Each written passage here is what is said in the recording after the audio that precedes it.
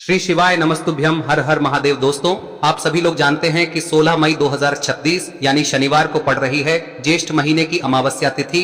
और दोस्तों, ये वो तिथि है जो ज्येष्ठ महीने में पड़ने वाली सबसे बड़ी तिथि है, क्योंकि यह शनिवार के दिन पड़ रही है और इसका बहुत ही बड़ा और विशेष महत्व होता है। और इस दिन वट सावित्री व्रत भी रखा जाएगा। पूज्य गुरु जी ने कहा है, अगर कभी भी मौका लग जाए और ज्येष्ठ महीने की अमावस्या तिथि शनिवार को पड़ जाए तो आप लोगों को 11 चावल के दाने वाला उपाय तो अवश्य ही करना चाहिए। और इन दोनों का संयोग बहुत ही कम आता है। और दोस्तों, पूज्य गुरु जी ने अपनी शिव महापुराण की कथा में बताया है, इस दिन आपको 11 चावल दाने वाला उपाय तो अवश्य ही करना चाहिए, क्योंकि ऐसा दिन पूरे साल में सिर्फ एक ही बार आता है।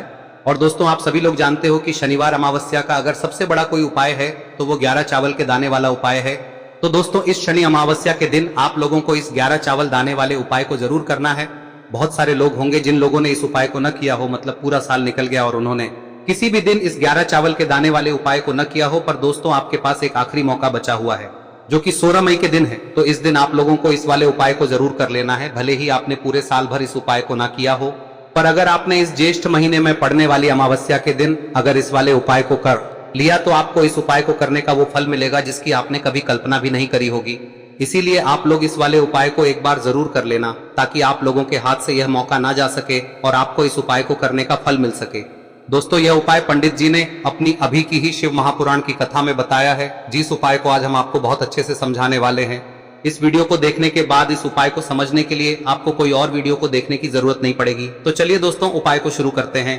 देखिए, यह इस ज्येष्ठ महीने के शनिवार के दिन यह इतना खास होता है, इतना महत्वपूर्ण होता है।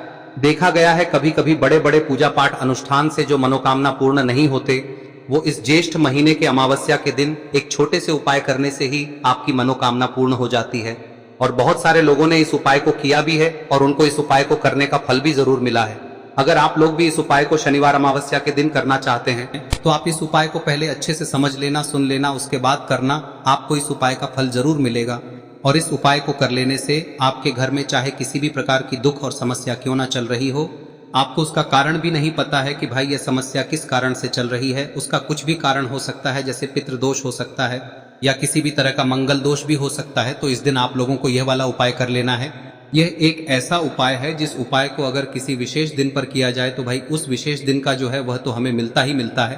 पर हमने उस दिन पर इस उपाय को किया है तो हमें उससे भी बड़ा फल मिलता है, और फल बहुत जल्दी मिलता है, क्योंकि आप इस उपाय को बहुत ही बड़े और विशेष दिन पर कर रहे हो। तो चलिए अब उपाय के बारे में बात करते हैं, लेकिन उससे पहले आप लोगों को यह जानना आवश्यक है कि आखिर यह उपाय किस समय करना है, किसको करना है और कैसे करना है। तो चलिए हम आगे आपको वीडियो में एक एक करके बता देते हैं। लेकिन उससे पहले अगर आप लोग हमारे चैनल पर नए हैं तो हमारे चैनल को सब्सक्राइब कर लेना और इस वीडियो को लाइक करके कमेंट बॉक्स में श्री शिवाय नमस्तुभ्यम ओम नमः शिवाय जरूर टाइप कर देना।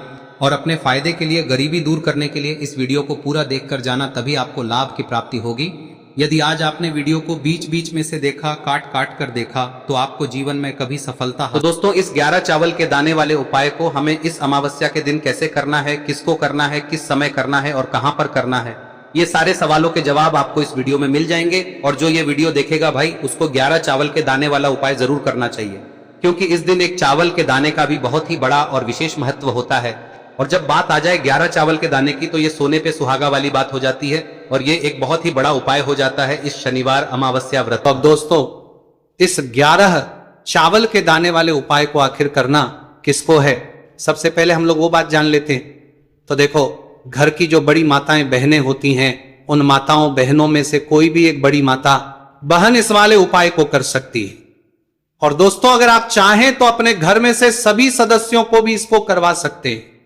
अगर किसी व्यक्ति की खुद की कोई मनोकामना है, खुद की कोई दुख और परेशानी है जो कि वो अपने लिए ही करना चाहता है, इस वाले उपाय को तो वह खुद अपने लिए भी कर सकता है। बाकी अगर कोई घर में से ऐसा है जो कि अपने पूरे घर परिवार की सुख और शांति के लिए ये वाला उपाय करना चाहता है, तो भाई वो भी कर सकता है, उसमें भी कोई दिक्कत वाली बात नहीं है। कहने का मतलब यह है कि इस उपाय को हर के सदस्य भी कर सकता है और पूरे घर परिवार के सदस्य के लिए घर की बड़ी माताओं बहनों में से कोई एक माता बहन भी कर सकती है। माताएं बहनें अगर घर में उपस्थित ना हो या वो ये वाला उपाय ना कर पा रही हो, तो फिर घर का कोई बड़ा सदस्य भी इस 11 चावल के दाने वाले उपाय को कर सकता है, चाहे फिर वो पुरुष ही क्यों ना हो, उसमें कोई भी दिक्कत वाली बात नहीं है। अब दोस्तों, इस 11 चावल के दाने वाले उपाय को हमें करना कहां पर है, हमें इसे शिव जी के मंदिर में जाकर करना है।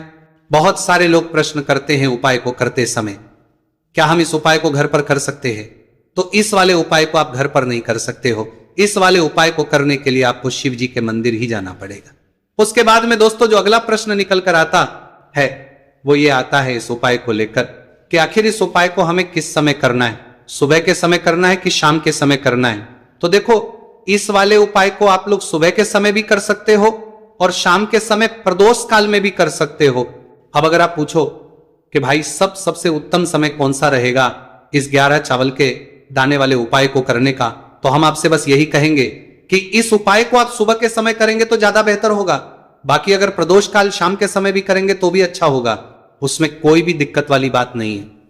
तो अब दोस्तों जो अगली सबसे बड़ी और महत्वपूर्ण बात आती है वो ये आती है कि सुबह अगर हम उपाय को करेंगे तो हमें कितने बजे से लेकर बजे तक के बीच में करना है, और शाम के समय प्रदोष काल में करेंगे तो हमें कितने बजे से लेकर कितने बजे के बीच में करना है। तो देखो, सुबह जितनी जल्दी हो सके आप उपाय को करने की कोशिश करना। बाकी अगर किसी कारणवश लेट भी हो जाओ, थोड़ी देर भी हो जाए, तो 10 या 11 बजे तक भी आप उपाय कर लेना, पर 12 बजे से ज्यादा देरी ना हो, ठीक है? इस बात का ध्यान रखना। उसके बाद में दोस्तों अगर शाम के समय प्रदोष काल की बात करें, दोष काल का जो समय है होता है वो शाम के 6 बजे से शुरू हो जाता है। मतलब शाम के 6 बजे से लेकर 7 बजे के बीच का जो समय होता है यह समय प्रदोष काल का समय होता है। पर अभी जो मौसम चल रहा है इस मौसम में जो है शाम बहुत देरी से होती है, तो आप इस उपाय को 7 या 8 बजे के बीच में भी कर सकते हो। मतलब शाम के 6 बजे से रात 8 बजे के बीच में आप कभी भी इस वाले उपाय को कर सकते हो, उसमें कोई भी दिक्कत वाली बात नहीं है।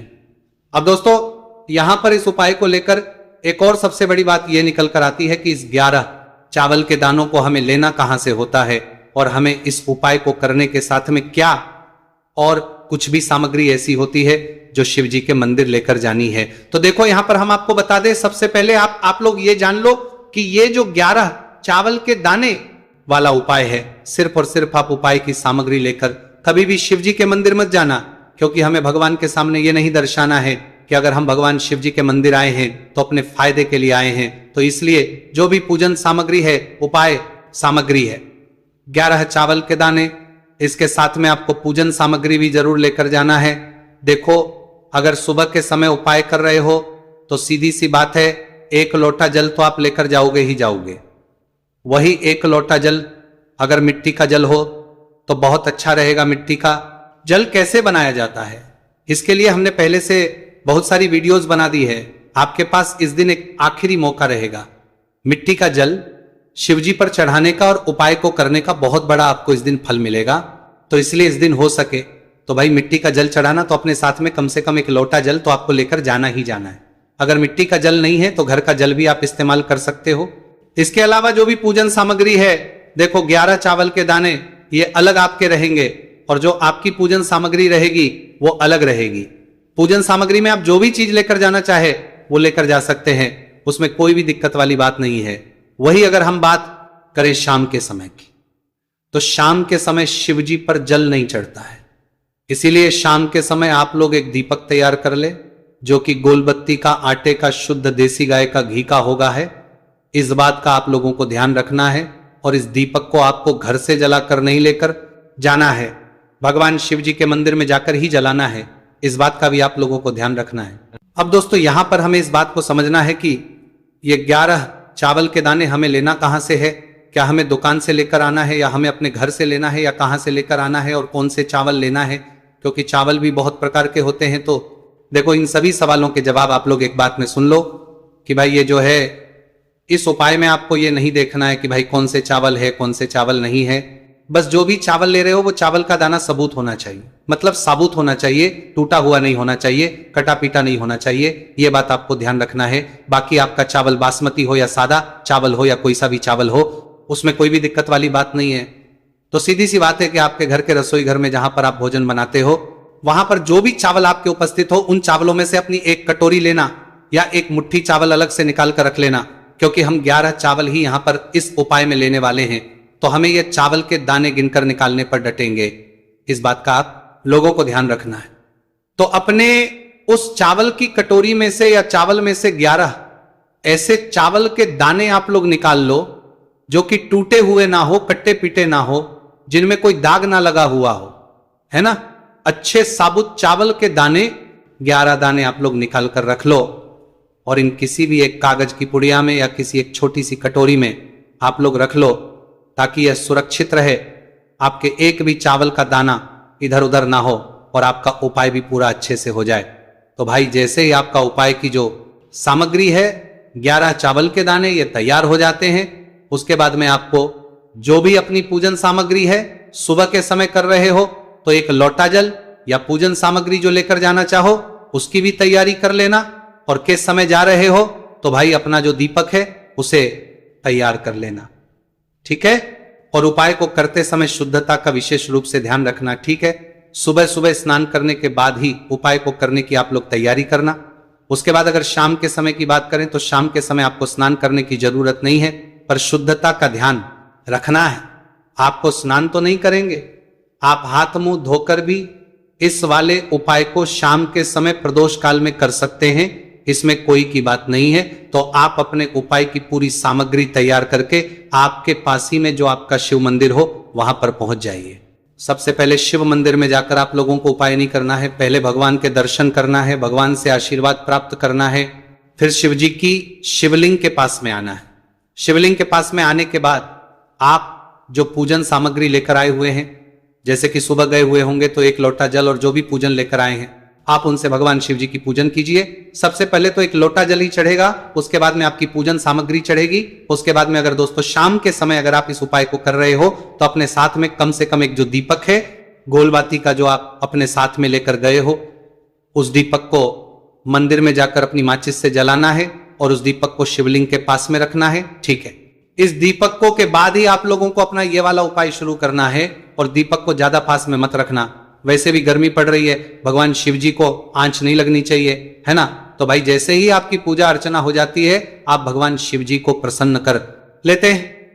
उसके बाद में शिवलिंग के पास ही में आप कहीं पर बैठ जाइए, सामने या आसपास जिस जगह पर आपको बैठना हो वहां पर बैठ जाइए और अपने वो 11 चावल के दाने अपने सामने निकाल कर रख लीजिए, क्योंकि अब यहां पर करने की आपको तैयारी करना है। और इस तरीके से जब आप उपाय करेंगे पूजन सामग्री करने के बाद, पूजन अर्चना करने के बाद, तो आपको उपाय का फल बहुत जल्दी और बहुत बढ़ा होकर मिलेगा। तो अपने 11 चावल के दाने अपने सामने निकाल कर रख लेना, और ये जो उपाय है ये आपकी सीधे हाथ की हथेली से होगा, इसलिए इस बात का भी विशेष रूप से ध्यान रखना है। तो सीधे हाथ की हथेली का प्रयोग करके ही आप लोग अपना इस वाले उपाय को करना। अपने सामने जो भी आपकी कागज की पुड्डियां हैं उसको रख लो, या कटोरी है तो भाई उसे अपने सामने रख लो और अपने वो 11 चावल के दाने निकाल लो, ठीक है। उसके बाद में दोस्तों अब आपको क्या करना है कि शिवलिंग आपके सामने होगी, तो आपने वो 11 चावल के दाने एक एक करके आपको शिव जी के शिवलिंग के ऊपर चढ़ाना है। कहां पर चढ़ाना है? शिवलिंग के ऊपर चढ़ाना है, और कहीं पर भी नहीं चढ़ाना है, आपको अपने हथेली से शिवलिंग के ऊपर चढ़ना है। भले ही फिर वो अपने आप जलाधारी पर गिर जाए या मतलब वहीं पर गिर जाए, उसमें कोई दिक्कत वाली बात नहीं है, पर आप चढ़ाओ शिवलिंग के ऊपर ही। तो आपको क्या करना है, अपना पहला चावल उठाना है, श्री शिवाय नमस्तुभयम बोलना है और शिवलिंग पर चढ़ा देना है। इसी तरीके से दूसरा चावल का दाना उठा है, शिवलिंग पर चढ़ाना है और मंत्र बोल देना है, और फिर तीसरा चावल का दाना उठाना है, श्री शिवाय नमस्तुभयम बोलना है और चढ़ा देना है।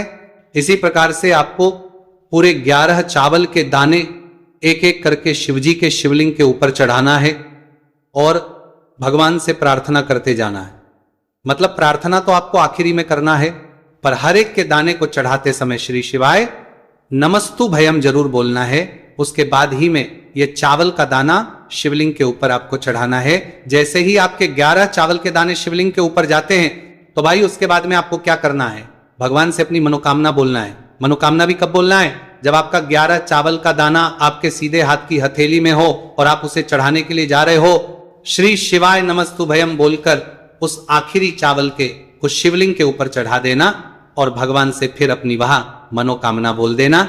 जिस मनोकामना के लिए आप लोग अपना ये वाला उपाय कर रहे हो, जिस भी दुख और परेशानी के लिए आप लोग अपना ये वाला उपाय कर रहे हो, उसके बाद में जैसे ही आप अपनी मनोकामना बोल देते हो, आपका ये वाला उपाय पूरा हो जाता है। पर दोस्तों उपाय को करने के बाद आप लोगों को 2 मिनट भगवान शिव जी के मंत्र का जाप जरूर करना है, और मंत्र का जाप करने के बाद भगवान एक और बार प्रार्थना करना है अपनी मनोकामना के लिए या अपनी जो भी दुख और परेशानी है उसके लिए। इसके बाद में आप लोग भगवान को देखकर, भगवान से प्रार्थना करके, उनसे आशीर्वाद लेकर वहां से उठ सकते हैं और अपने घर पर जा सकते हैं। बस दोस्तों, यहां पर यह वाला उपाय पूरा हो जाता है। इस तरीके से जो भी व्यक्ति छोटी छोटी चीजों का ध्यान रखते हुए इस 11 चावल के दाने वाले उपाय को करेगा, निश्चित सी बात उसे उसकी मनोकामना जल्द ही पूर्ण होगी, और जो भी दुख और परेशानी है वो भी बहुत ही जल्दी दूर होंगे। और दोस्तों, अगर आपको हमारी ये वीडियो पसंद आई हो तो हमारे इस वीडियो को लाइक और चैनल को सब्सक्राइब जरूर करें। हर हर महादेव, ओम नमः शिवाय। देखिए, मार्गशीर्ष मास के दिनों में विशेषकर भगवान शिव और माता पार्वती और विष्णु भगवान का पूजन किया जाता है। अब साथ ही साथ पूर्णिमा का दिन भी पड़ गया है, तो ऐसा समझ लीजिए आपके जीवन में धन भी आएगा, सुख भी आएगा, धन बढ़ेगा भी, और साथ ही साथ आपके जीवन के सारे संकटों को भगवान शिव जी दूर कर देंगे। तो चलिए सबसे पहले बात कर लेते हैं सबसे पहले उपाय की, जो कि गुरुवार वाले दिन आपको विशेषकर करना है।